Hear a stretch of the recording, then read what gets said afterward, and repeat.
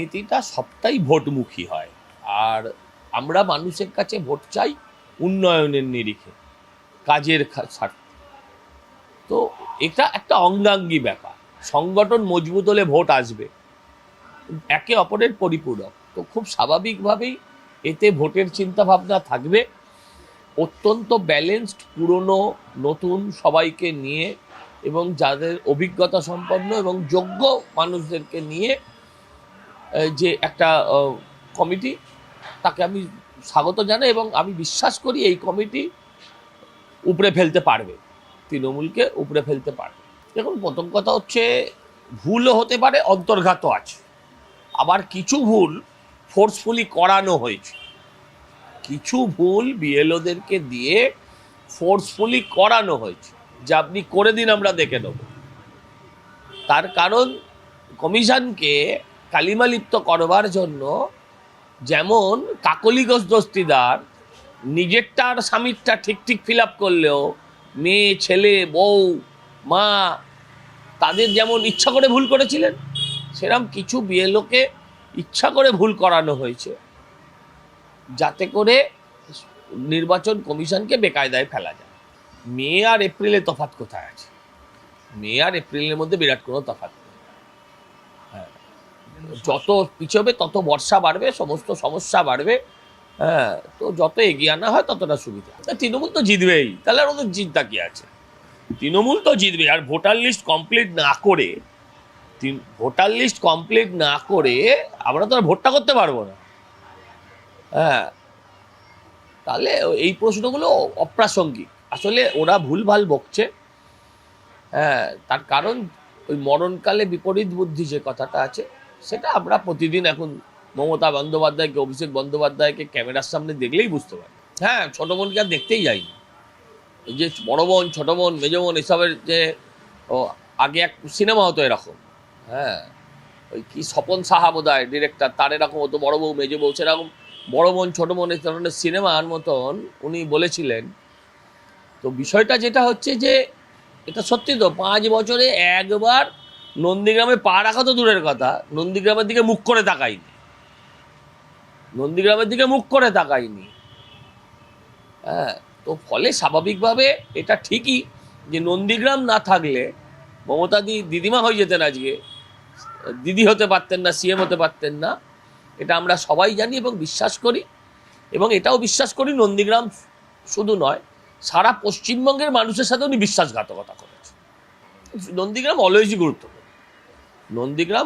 গুরুত্বপূর্ণ। দেখুন, ভবানীপুর যেমন গুরুত্বপূর্ণ, যদি মানে মমতা ব্যানার্জি ওখান থেকে দাঁড়ান, সেরকম শুভেন্দুবাবু যেখান থেকে লড়বেন সেটাও গুরুত্বপূর্ণ জায়গা। নন্দীগ্রামের 11 সালের পরিবর্তনে তার একটা রক্তাক্ত ইতিহাস আছে, শহীদের রক্তে রাঙানো মেদিনীপুর এমনিই শহীদের মাটি। ফলে সব মিলেমিশে যদি বলেন তাহলে নন্দীগ্রাম অবশ্যই গুরুত্বপূর্ণ। শুভেন্দুবাবু যেখানকার বিধায়ক হবেন সেই জায়গাটা গুরুত্বপূর্ণ হবে না? এটা শুভেন্দুবাবু বলতে পারে, দল বলতে পারে, এটা আমার পক্ষে বলা সম্ভব। দেখুন, একটা কথা, প্রথম কথা হচ্ছে যে যিনি আজকে নির্বাচন কমিশনার হয়েছেন তিনি কোনোদিন এসআইআর দেখেননি, বা নির্বাচন কমিশনের দপ্তরে যারা আছেন তারাও কেউ এসআইআর দেখেনি। আর আজকের এই ডিজিটাল পদ্ধতিতে এসআইআর, সেটা তো কেউই দেখেনি। এরপরে যারা আসবেন তারাও তাদের জীবদ্দশায় এসআইআর দেখবে কিনা সন্দেহ, মানে তার কর্মজীবনের দশায় বলছি, এসআইআর দেখবে কিনা সন্দেহ। ফলে তাতে কিছু এরর হতে পারে, তাতে কিছু ভুল ত্রুটি হতে পারে, এবং সেটা ট্রায়াল অ্যান্ড এরর হবেই, আপনি যাই করুন না কেন। আপনার যখন প্রথম ভোটার কার্ড হয়েছিল তখন আপনার স্ত্রীর নাম ছিল, পাশের বাড়ির বৌদির ছবি ছিল। এই নিয়ে অনেক সমস্যাও হয়েছিল অনেক লোকের। এটা তো হয়, আজকে আর হয় না, কারণ এটা এখন ইউজ টু। এখন আপনি অনলাইনে বসে বসে করছেন, আপনার বেরিয়ে যাচ্ছে।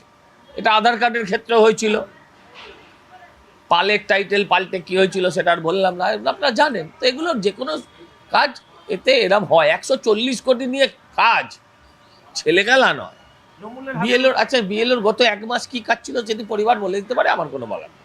এখন ব্যাপারটা হচ্ছে দেখুন, এটা আসলে এই বিএলওদের জন্য একটা সমব্যথী প্রকল্পের মতো একটা প্রকল্প চালু করেছে। ভাই 84,000 লোককে ওপর আপনি যদি বিএলও করেন, তাহলে প্রতিদিন তার থেকে 1-2 লোক মারা যাবে। এটাকে অস্বীকার করবেন কোত্থেকে? প্রতিদিন 4টে করে লোক অসুস্থ হবে, 2টো করে লোকের হার্ট অ্যাটাক হবে। 84,000 মানুষের মধ্যে এটা হবে, এটা ন্যাচারাল করছে হবে। তো 84,000-এ যদি 14 জন মারা গিয়ে থাকে, তাহলে সেটা ন্যাচারাল ডেথ। এটা নিয়ে যারা নোংরা রাজনীতি করে তাদের জন্য ঘৃণা ছাড়া আর কিছুই নেই। এইচএস কিংবা গ্র্যাজুয়েশনের পর প্যারামেডিক্যাল বা হসপিটাল ম্যানেজমেন্ট নিয়ে পড়তে চাও, কিন্তু সঠিক কোনো ইনস্টিটিউটের খোঁজ পাচ্ছ না?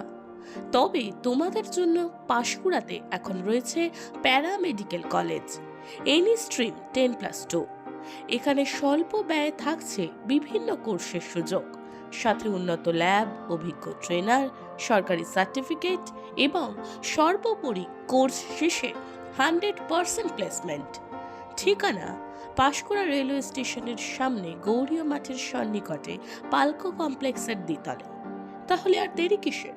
বিশদে জানতে এক্ষুনি যোগাযোগ করুন 9679997358 এই নম্বরে।